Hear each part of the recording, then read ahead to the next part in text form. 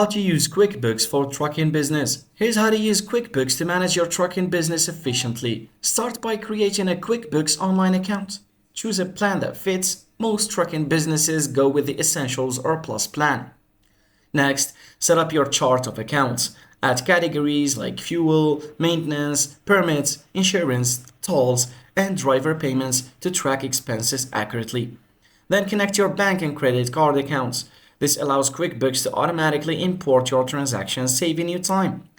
Use the invoicing tool to build shippers or brokers. Customize invoices with load numbers, mileage, and payment terms. QuickBooks can send automatic reminders for unpaid invoices.